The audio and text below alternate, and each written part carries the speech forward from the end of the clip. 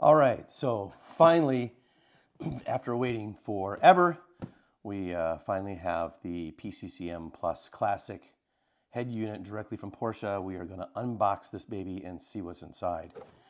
So you, after picking this up, you're just given this big brown box. We'll open this up. Looks like we have some packing. We have the PCCM unit. Let's get this out of the way. Pillow. All right, so here we have the PCCM unit itself. Packing looks nice. We'll open it up, see what's inside. Okay, set that down. There we go. All right, so here we have the head unit. I can see that. Let's put this right here so you can see it. We have a white box, and that appears to be all that's inside of here. Well, there is nothing else here. So we'll unwrap this.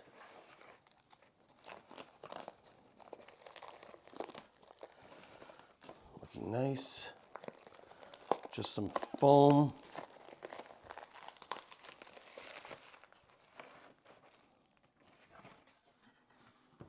All right, so here's the head unit.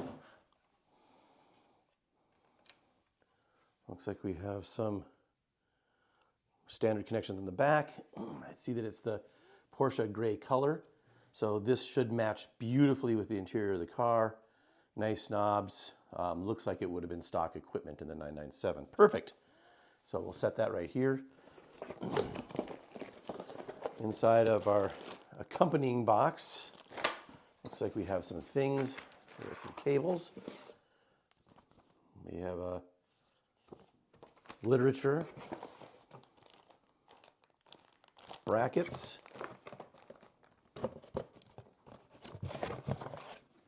and two small white boxes. That seems to be it there. So inside of our white boxes, what do we got here? Oh, this is the microphone.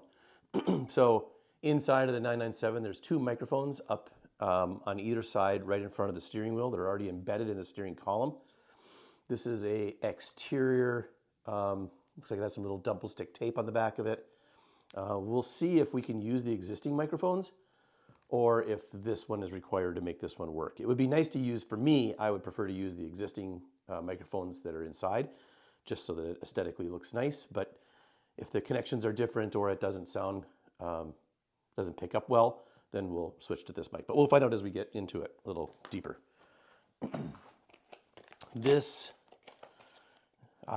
So this is your MOST controller. So for the fiber optics that are in your car, they need to patch into something. So here's your fiber optic in right here, and then a connector right here, which I'm assuming is going to connect to the radio with one of these components right here. So this will need to mount up under the dashboard someplace. We'll see what the instructions say.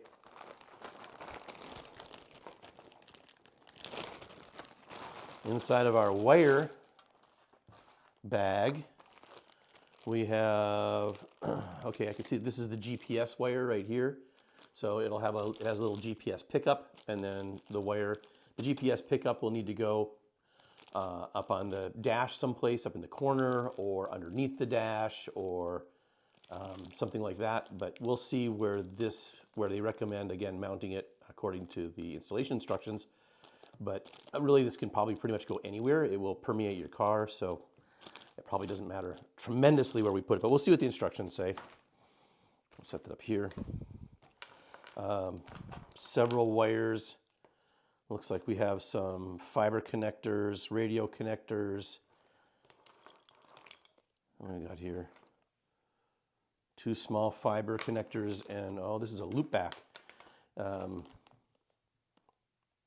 Fiber loop back, do not bend. I think that this will go up in the front if you have a 6-disc changer. I think this is the loop back that goes up underneath in the front of the car behind the CD changer. Okay. This one, let's see what this is. This is some type of a DIN connector. Not sure exactly yet where that one goes, but we'll look at the instructions. Set that down. And then here, this is just a bracket. So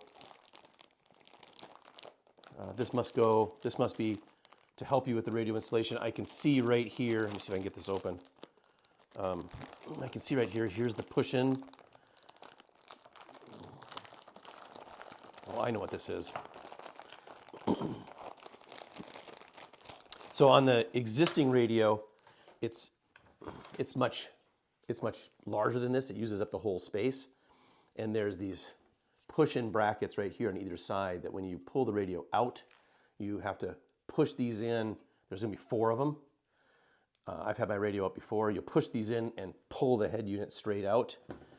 This bracket right here has the push-ins on it. So I am gonna guess that this is gonna mount up in here, and then this is gonna mount up to that so that you get those top 2 push-in pins. So I don't see, this looks really thin. The booklet that comes with it appears to be just how to set your radio, set your clock, tune the stations. So I don't see any other literature, and there appears to be no installation instructions with it whatsoever. I don't see any QR codes to scan, nothing. So it appears that it's just, here's the radio, have fun, goodbye. I will call the dealership and see if maybe they forgot to put the instructions in, or is there something that I'm missing, and we'll find out what the deal is with that. I'm told that the unit doesn't come with any instructions whatsoever because this is supposed to be a dealership installed component and not a DIY type of a project. So they won't supply you with any type of instructions. The cost for the installation, I'm quoted at $1,500. So that exceeds the actual cost of the actual unit itself, which comes in at about $1,400. So I guess we will not be doing that. I think that we are going to tackle this ourselves, as we dig in, see if we can do a little research on the internet to see if we can see some of the connections, where things go. I've had these radios out before, so for $1,500, I think I will give this a shot ourselves. So let's get on with it. Let's get out to the car, start the removal of the radio, see where we go from there. I don't know if we're going to need to get into the A-pillars or not. We'll find that out. But this should not be, it doesn't look like this is overly difficult, but we'll see as we go. So off to the car.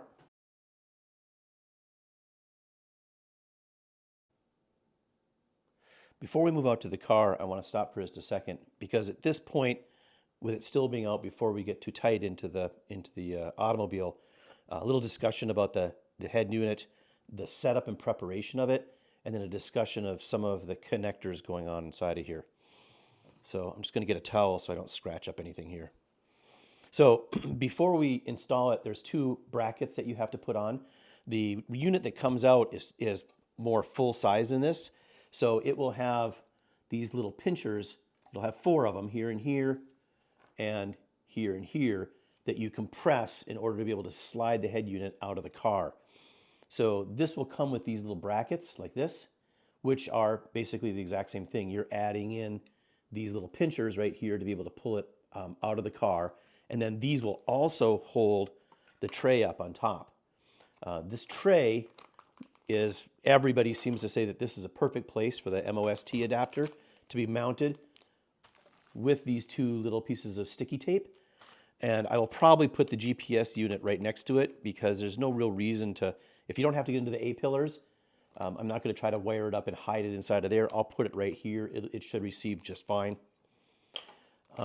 When you install these 2 adapters, which I'll do for you in just a moment, apparently a couple of people, if you notice, there's a little tab right here, this little tab. When you install the adapter, when it sits in here and you install it, you could get this little piece, which you push in to release it. If you install it and it's on the outside of this tab, if it's on the outside like this, you can slide the radio in, but then you can never get it out again, because you can't push this in past this tab to release the radio. So when you install it, you want to make sure that it is on the inside of this tab so that you can push it in and have it release. Again, if you set it up and it's on the outside, it'll go in once and you'll never ever be able to get it out again. You'll have to get in here with a screwdriver to bend these tabs in order to get it out. So when we do this here in just a minute, when I go through the installation of the side plates, I will again mention that, and then I'll show you how we make those connections. All right, so coming around to the back of the unit itself. So we have right here, this is the CAN bus main wiring components right here. So you have, and it's, again, they're all keyed, so you can't really make a mistake, but let's just discuss it anyways. So when we go to install it, the yellow one will go up on top, the green one will go on the bottom, and that'll sit in here, right here on the left-hand side. Okay, this will connect into your existing wiring harness that's coming out of the automobile, as does this guy also. So these will be used for existing wiring harness connections. You can't make a mistake. Again, there's size difference, etc. This guy right here will go into the far left. It is slotted offset. The holes here are center and offset, so you force it into the middle one, although it's close to the same size. It has to go into the far left. So this guy would go into here. The yellow and the green and the yellow will go like this onto this side. And then this right here is for the backup camera, the reverse camera. My car doesn't come with a reverse camera. I don't know if yours does or not either. I called a good friend of mine who works at a dealership out in Reno, who also helped me with a couple of the steps that I was confused about for the installation, which, by the way, ends up on the American cars to be quite simple. On the European cars, you have to get into the A-pillars and put in some matchbook-sized FM amplifiers into the A-pillars. On the American cars, there's a legacy FM controller box that is up underneath the driver's side carpet wall. We'll look for that when we go in, although there seems to be some discussion as to whether or not, if you have the Bose system, you actually have that controller or not. If you have that, what happens is that people put this unit in, and then they can't get any FM reception. This has an digital FM receiver built into it, so you no longer need, if you have it, the little FM controller box up underneath the carpeting. If you plug this in and you can't get any FM reception, then because it's not coming from the antennas down, we need to install this up underneath the carpet. That's this guy right here, and this will just bypass that FM receiver controller box, so it lets it go from the antennas straight down into here and use the FM receiver inside of here. So we'll look for that when we do the installation. If we have it, if we can't get FM reception, then we probably have the little controller box and we have to bypass it with this. If we have great FM reception because of the Bose system, then we might not need this. We'll find that out when we get into it. Also, there is a second bypass optical fiber connector right here. This one also seems to cause a lot of confusion. I am told by my friend who works at the dealership out in Reno that if you have the 6-disc changer up underneath in your hood or the frunk, then this will bypass that, allowing some functionality off of the 6-disc changer. We'll look at that also. So we have the main wiring harness right here. The middle one I didn't address. So the middle one is going to come off of the existing harness, and it's brown, and you'll connect it in right here, and it's all your speaker connections. So there'll be a brown connector that's going to be already in the car that you plug right in here for your speaker connectors. Okay. So moving across, we can look at the MOST unit. The MOST unit will sit up here on top of it once the tray is installed, and then you have this guy right here with a white and a brown end, and this will go into the MOST unit. Again, the brown, it's color coded, so the brown is going to go in here, and then the white one is going to come out down here, and it's going to go into this bottom slot right here. Okay, I'm not going to put it in the slot. I've been told, and it looks like to me also that this is really delicate. So I think I'm going to make the connection one time down here, and then that is it, and not pull it in and pull it out a bunch of times because it looks pretty doggone delicate. But this will go from here and up into this, and then the fiber will plug into here out of the existing connections in the car. Okay, external microphone is Going to go into this bottom slot right here. Let me grab the mic. So the microphone is going to plug in right here. I was in hopes that we could use the existing microphones that are in the steering wheel, but I'm told that no, you cannot. You have to route this up. This is a better quality microphone, and the connector is different. So Porsche wants you to route this up underneath the dashboard, put this up on top of the steering column, and then connect it up right here. There is also a, if the microphone doesn't pick up and sound good, inside of here, there's a, which I'll show you later on, there's actually like a secret developers menu where you can adjust all of the microphone pickup settings post-installation. GPS receiver is right here. So this is the blue one. Again, it's color coordinated, so blue will go here. The GPS receiver, if you were on the European car and you already had the A-pillars off because you were updating the FM antenna boosters, you could hide this up underneath the A-pillar and keep it nice and clean. On the US model, since I already have this tray that's going to be sitting up here, and I'm going to install the MOST connector on here, I'm going to go ahead and put the GPS pickup right here, and then just run it right down. There's no reason it won't work underneath there. Everybody that I've talked to says it'll work just fine here. It doesn't need to be sitting up on your dashboard. It's GPS. This is going to be right here. This is going to be your Sirius FM. Your Sirius FM comes in the bottom right here. So that would be the bottom connector. And then this will go over to your Sirius FM antenna pickup if you happen to have it. I'm going to go ahead and put it in and leave it there so that later on, if the next owner or I get Sirius FM later on, I'll have this and I won't be scrambling around going, where the heck did I put it? So I'm going to go ahead and click it, but it won't go anywhere on this particular unit.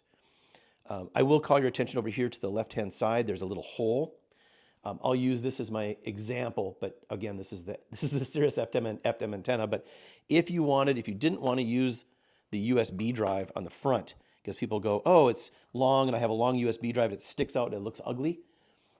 I buy those flat little USBs that just go almost flush when you push it in, nice 64 gig or 128 gig that go right in here. So I won't have a great big one that sticks out. But if you wanted to mount an external USB connector down by the gear shift into that little slotted area where you pop your cell phone or whatever, you pop off the top of the unit right here with a screwdriver. You would feed in your USB wire. There's a connector that would come in, and then this would feed out and go to a mountable external USB connector. I won't be using that, so I'm going to use the one off of the front. I have GPS receiver. The FM optical adapter goes right here, by the way. That's this guy with the blue end and the two colors. So this will snap on right here. And then in the car already, you'll have two optical connectors that will go on here that are already color coordinated. So we won't need to, there's no way to mess that up. And let's see, do we have anything else? Reverse camera. No, I think that covers everything back here. Again, during the installation, you'll see where everything goes. But that's basically the discussion of everything on the back of the unit. So I'm going to start the assembly process. That'll be the next section in the video.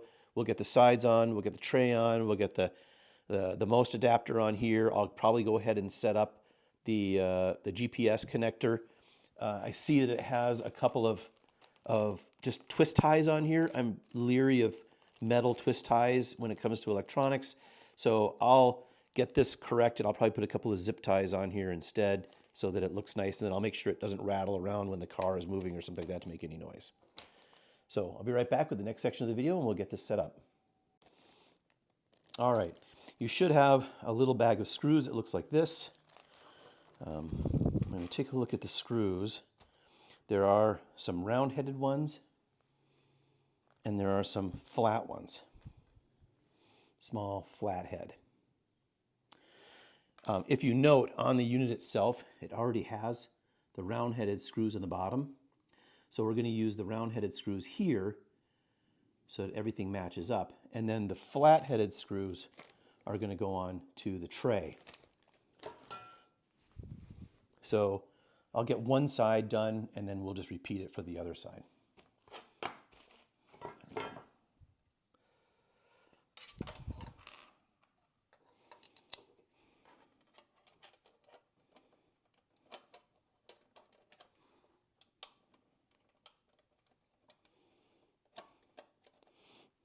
Okay. Now I'm purposely going to do this incorrect so you see what's going to happen. So if you just pop it on here like this, then as I mentioned before, it looks like it's right. But you'll notice that this pincher is now on the outside of this tab, so I cannot push it in. So if you're not paying attention, you got to make sure this is on the inside. You can go ahead and assemble all this, and then the first time you slide it in, it'll pop past here, and then you can never get this out again because it will not compress like it does down here. So absolutely, I'm going to adjust this. I did this on purpose, but I'm going to adjust this on the inside. I just wanted to illustrate how easy it is to make this critical mistake.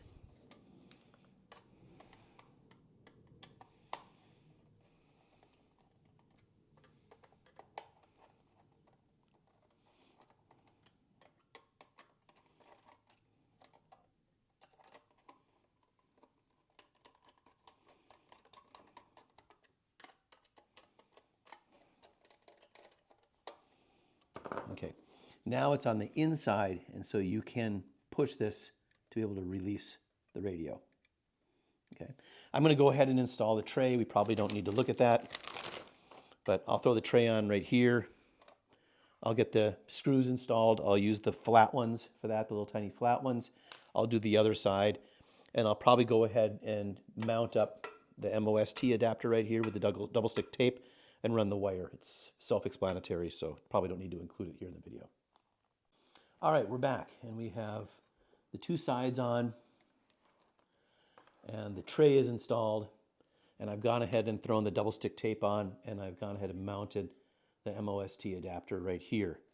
Again, double checking to make sure that these pinch in and flex. So yes, both of mine are in the right spot. I can pinch in, I can flex them. That's awesome. Going ahead and I'm going to go ahead and make, there's no reason not to, I'm going to go ahead and make the MOST connection right here. This is really delicate, so I'm putting it in and I'm pushing down on it gently to seat it into place, making sure not to pinch any of these wires right here. And then I'm going to go ahead and make the connection up on top. So we'll bring this around and delicately get that connection in. So this is looking good. Feels nice.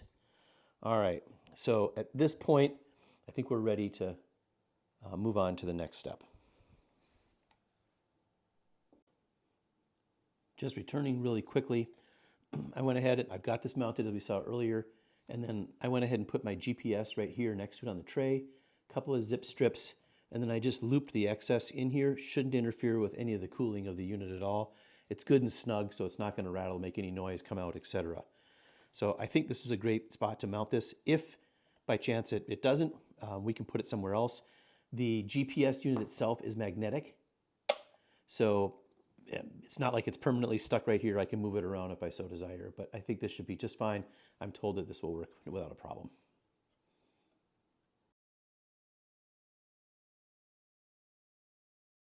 All right, it's a beautiful day to do the project. So we'll pop out here, get the old radio removed, get the new one in. There's tons of videos on YouTube as to how to pop this radio out. But real quickly, I'll just summarize by saying, get your seat back as far as it can go. On the side panels here next to the radio, there's your little carpeting piece. Inside your carpeting piece is a little hole. There's like a T, I don't know, it's a T30, I think. Little T30 that goes in here. Take this carpet off, and then I'll be right back to show you the next little piece right here. All right, after you remove the carpet piece, there's 4 screws on the back side that hold this trim piece in. It's the same on both sides. And there's 4 screws, 1, 2 on either side, 2 on the other side. And it's like a T, what is this thing? It's like a T20. So pop those screws off real quick and then we'll return. All right, once you've removed the screws, then the side panel, you just pull it straight up and out. If it's the first time it's ever come out, you have to pull on a little bit, but you just pull it out, wiggle it a little bit, it'll drop out of the way. So I'll remove the other side and be right back with you.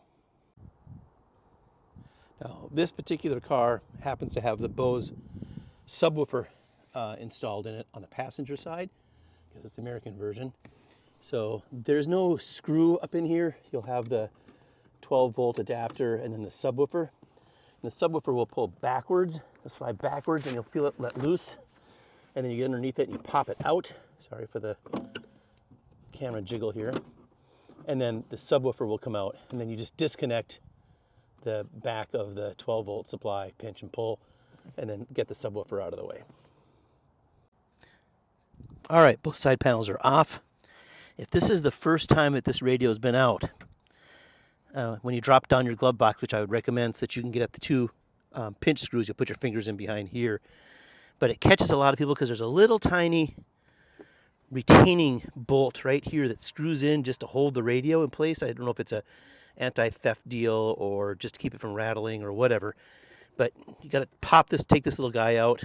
I think I have a wrench that's small enough to pop on there. You could probably do it with a pair of pliers or vice grips if you didn't have something. But take this little guy out or loosen it up, and then this radio will then be allowed to slide out. Otherwise, you'll be pulling on it and you just can't get it out.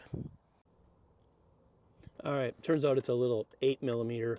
I'm just using a little 8mm box end. And just a little fiddling, but just crank that out of there and that will release the radio. Also, on the upper pinch screw, there is a little tiny cam lock that you got to put your finger in and spin before it'll let you be able to depress that release button. Sorry for the terrible video, but there's a little black cam. You just do it with your finger. Maybe there's a little screwdriver or something, but you got to spin that, and that'll allow that to be able to pinch in at that point.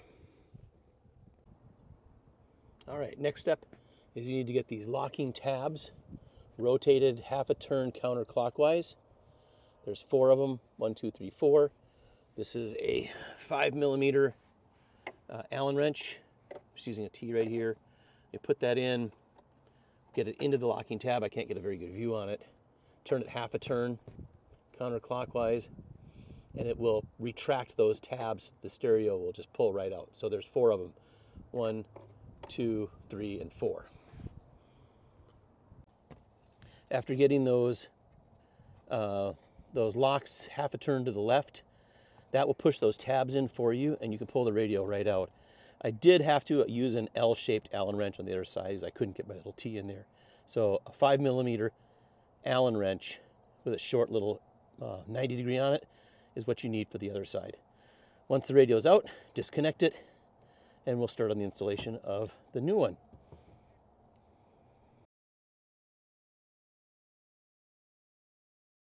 I have the car in 6th gear.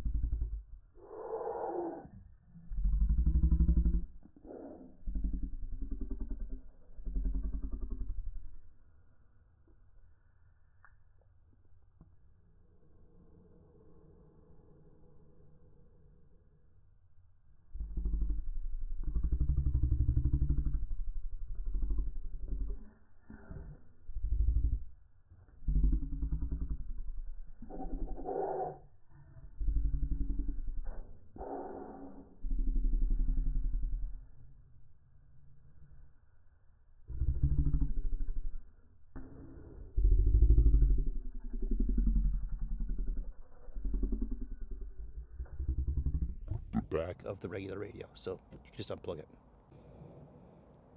All right, the new radio is sitting down here. Nice towel to keep everything from getting scratched up. The previous owner of this car, I bought it with only 6 months after it was brand new, but the owner had taken it directly from the dealership, unfortunately, and had this Sirius XM radio put in, and they've tapped onto my wires right here, which I'm not super thrilled about. I may just pull this off and just eliminate that. Seems problematic. So first thing we're going to do is might as well start from left to right. So our yellow and our blue will go on here. And then we'll get, this is actually the backup camera. I don't have a backup camera in the car, but we're going to go ahead and connect it up anyways, so that in the future it will be there if someone wants. And then the wire won't really go anywhere, so I'll connect that up in just a minute.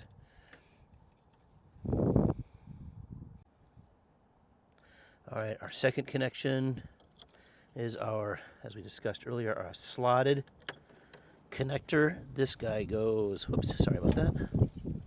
This guy right here goes right here.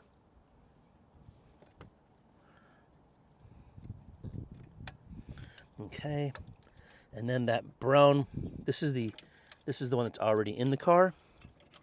So this guy, just a second, guy will hook up into here. Can't do this one-handed. Maybe I can. And then this guy right here is going to hook up into this. Oops. Okay. Then we have our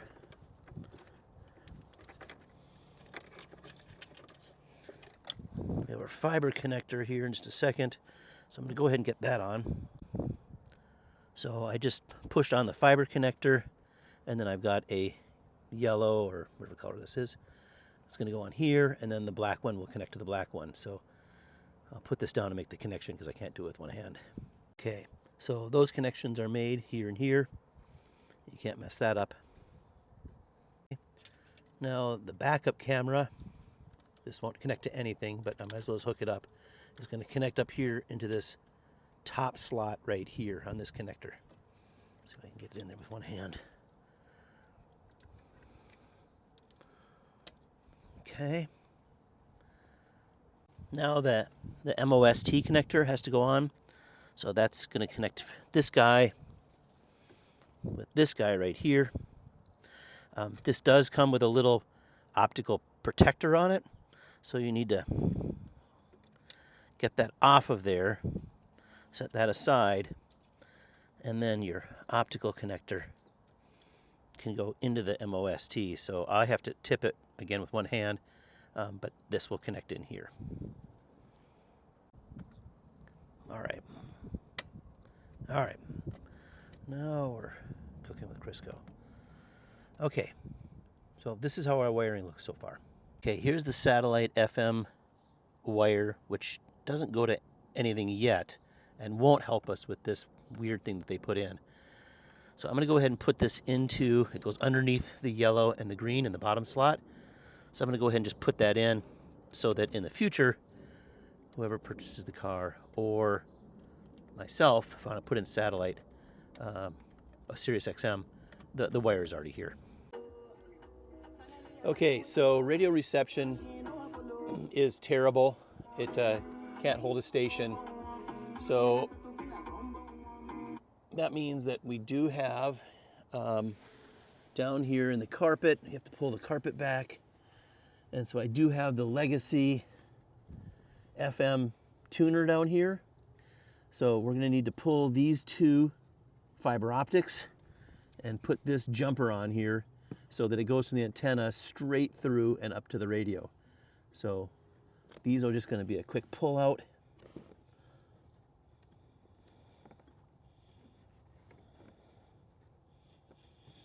I can't do it one-handed, so I'll be back in just a second when I get that out. Okay, I've gone ahead and installed the jumper. So now, once the jumper's on, you can just tuck it up out of the way gently, and radio reception should now be great. And then we'll put the piece of carpeting back up. All right, so I didn't bother to record this portion, but basically Porsche wants you to mount the microphone right up here on the back side of the steering wheel. I went ahead, I didn't stick the tape on yet because I just wanted to test it and see how it works before I mounted it right back here and stuck it on. But I routed the wire back down around the dashboard, up through the radio holes, and then the last, its little connection, goes right in this little bottom slot right down here. And that's in. All right, so We did not, on this particular car, I did not need the brown connector right here for the audio. So we didn't need that. Some of the other 997s have a brown connector. Sorry, let me get in there. Where it would go right in here, but we didn't need that. We just used the ones that were already existing. So there wasn't one here. It turns on and plays fine. So the speakers everything's functioning. So now at this point, we're going to put the head unit into the slot. I'm not going to push it in permanently, but I'll get it in the slot. I'll probably rehook up the sub. I'll run through the setup of the unit, the configuration menu, test the microphone, etc. Make sure everything works, and then we'll pop it in, and then we'll put the panels back on.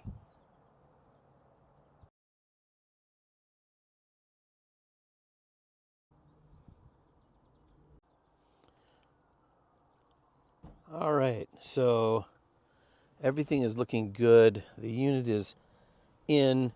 I just didn't pop it into place yet. We can power it on. It'll come up and then we'll run through the config as soon as it gets done booting. It takes a couple of seconds, so I'll be right back. All right, sorry about the glare here. But what we want to do is we want to run it through its initial setup. So we'll go to car, and then we'll go to config.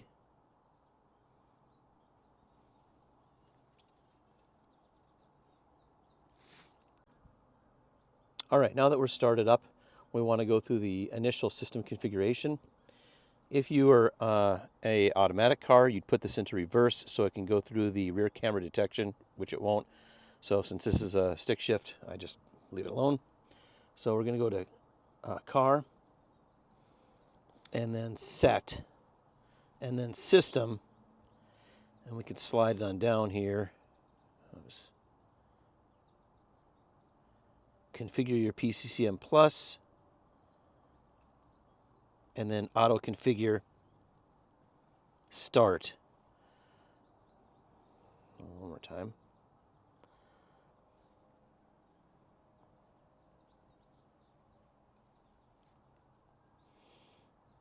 And then we'll allow it to go through the configuration. So when it's through, it will run through the configuration up here at the top. You can return back to the main menu.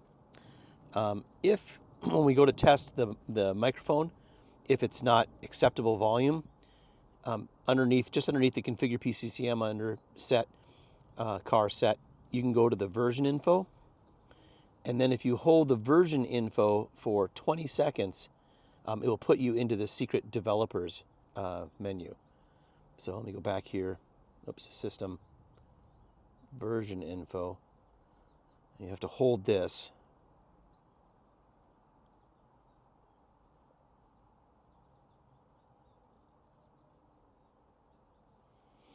And now it puts you into the secret developers section. And inside of here, you have different things, upgrade, LED colors, GPS test, etc. The mic volume section right here is where you would adjust the internal volumes right here. Right now it's set for a -6 and a 6 and a 2. I bring this up to maybe around the 0 range, adjust it up and down. This way then you'll get your microphone. If somebody's complaining that your mic doesn't sound right or they can barely hear you, just adjust these settings inside of here, and that will then get your mic running properly for your cabin space. There's a lot of really interesting stuff inside of the super secret developers menu that I haven't explored around with, other than I did take a look at the T3 launcher, which is pretty interesting. So you can come in here, and then you can go into your apps, and it's got some GPS stuff. It's got an actual web browser, which is pretty cool. Car settings, etc. I was interested in the GPS navigation components. It looks like you can set a bunch of stuff in here. I haven't really explored around inside here yet, but I did use it to adjust the microphone, which I thought was pretty cool. But there's all kinds of neat things inside of here. You can back up with your backup button, explore a couple of these things inside of here, some of your development tools, etc. And when I want to get out of the whole thing, I just hit home. It takes me back to my home screen.